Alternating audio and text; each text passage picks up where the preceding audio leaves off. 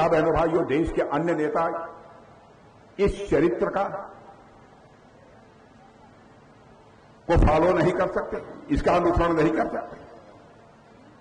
देखिए, इतने भ्रष्टाचार के आरोप के बावजूद लोग कुर्सी पर बने रहते हैं, क्या होगा देश का? बहनों भाइयों, अंतर्राष्ट्रीय जगत में भारत की प्रतिष्ठा बढ़ी है। पहले अंतर्राष्ट्रीय मंचों पर भारत कुछ बोलता था, भारत की बातों को गंभीरतापूर्वक दुनिया नहीं लेती थी, लोग सुनते नहीं थे, कहते थे भारत तो एक गरीब का देश है, गरीबों का देश है, कमजोर है भारत। कमजोर की बात कौन सुनता है? हालात बदल गए हैं सारी दुनिया में।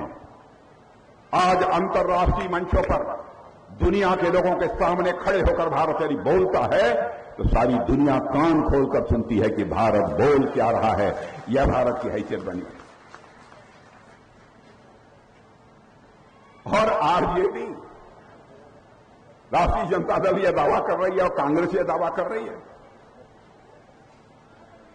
कि हम बिहार को हमको जिताइए, सरकार बनाइए और हम सभी को नौकरी दे देंगे, घर घर में नौकरी दे देंगे। मेरे बहनों भाइयों, बताइए संभव है? हमारे पास एक आंकड़ा था, शायद यहां पर है या नहीं मैं नहीं कह सकता हूं, लगभग 2,60,000 या 2,80,000, 2,60,00,000 या 2,70,00,000 के आसपास की ऐसे लोग घर हैं जिसमें लोग रहते हैं। और वो कह रहे हैं हर घर से मैं एक एक व्यक्ति को सरकारी नौकरी दे दूंगा। क्या होगा भगवान? यह संभव है? क्यों झूठ बोलते हो? मैं भी 15 वर्षों तक सत्ता में रहा हूं बहनों भाइयों, मैं भी उत्तर प्रदेश जैसे बड़े राज्य का मुख्यमंत्री रह चुका, मैं जानता हूं।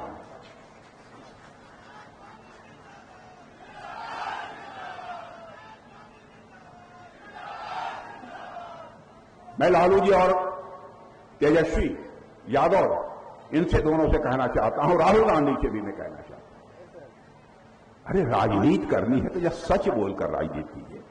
सच बोलकर भी राजनीति की जा सकती है। कब तक जनता की आंखों में आप धूल झोंकोगे? कब तक यह सिलसिला चलता रहेगा? और बहनों भाइयों, बिहार के साथ इन लोगों ने किया क्या है, मैं एक आंकड़ा आपके सामने रखना चाहता हूं। जब इन लोगों की कांग्रेस की आरजेडी की सरकार थी तो 10 साल में इन्होंने बिहार को केवल 2 लाख करोड़ रुपया दिया था, और हमारी एनडीए की सरकार ने उतने ही साल में बिहार को 15 लाख करोड़ रुपए दिए हैं। बहनों भाइयों, यह बिहार के प्रति इनकी सोच है।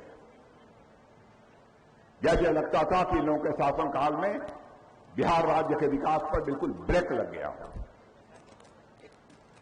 बहनों भाइयों, इस ब्रेक को यदि कोई ब्रेक कर सकता है यानी तोड़ सकता है तो केवल और केवल एनडीए ही तोड़ सकती है। और यकीन रखना, यहां के गरीब भाइयों को भी कहना चाहता हूं, गरीब का पैसा गरीब तक पहुंचेगा यदि एनडीए की सरकार यहां बन जाती है तो। मैं आपको यकीन दिलाना चाहता हूं, जितना अधिकतम हो सकेगा, कल हमारा घोषणा पत्र जारी होगा, उसमें सारे आंकड़े आपको मिलेंगे।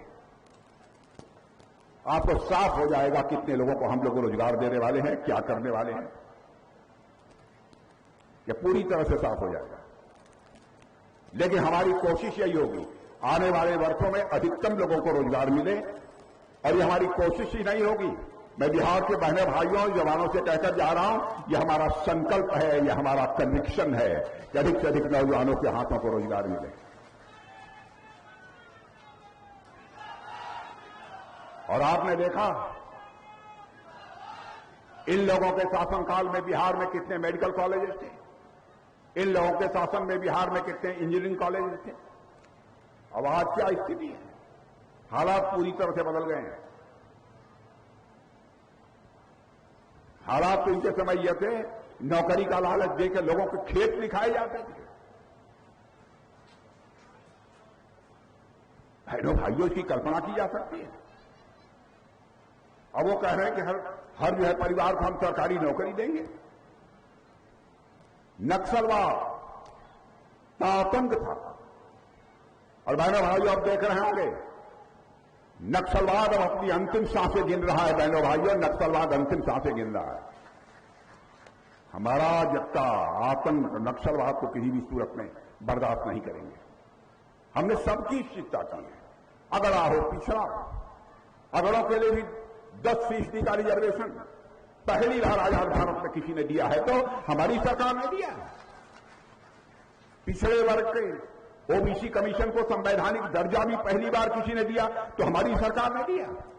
यह बराबर पिछड़े वर्ग को भी झुंझुना पकड़ाए रहते थे। पहली बार इस काम को हम लोगों ने किया।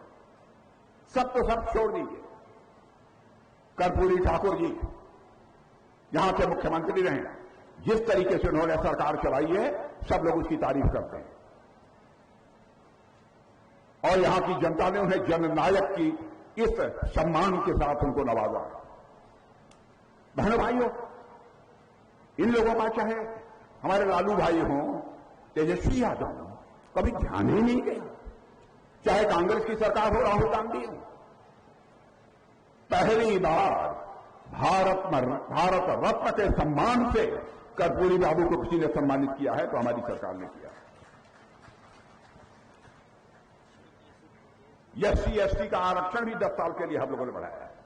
सड़कों का जहां तक सवाल है, यदि मेरी बात गलत हो तो एक भी ताली नहीं बजनी चाहिए, क्योंकि मैं जनता के आंखों में धूल झोंक कर जिंदगी भर राजनीति नहीं की है बहनों भाइयों, इसलिए मैं कह रहा हूं मेरी बात गलत हो ताली नहीं बजनी चाहिए। लेकिन यदि सच हो, एक व्यक्ति का हाथ नीचे नहीं होना चाहिए। क्या यह सच नहीं है? नहीं, अभी पूछा प्रश्न नहीं, प्रश्न मैं पूछ रहा हूं, क्या यह सच नहीं है कि हमारी सरकार यहां आने के बाद, एनडीए की सरकार बनने के बाद सड़कों का जाल पूरे बिहार में बिछा है? क्या यह सच्चाई है कि नहीं?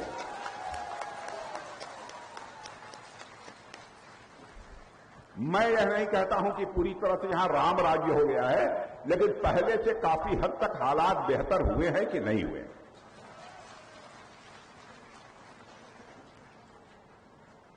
हम इसीलिए आप सबसे वोट मांगे आए हैं।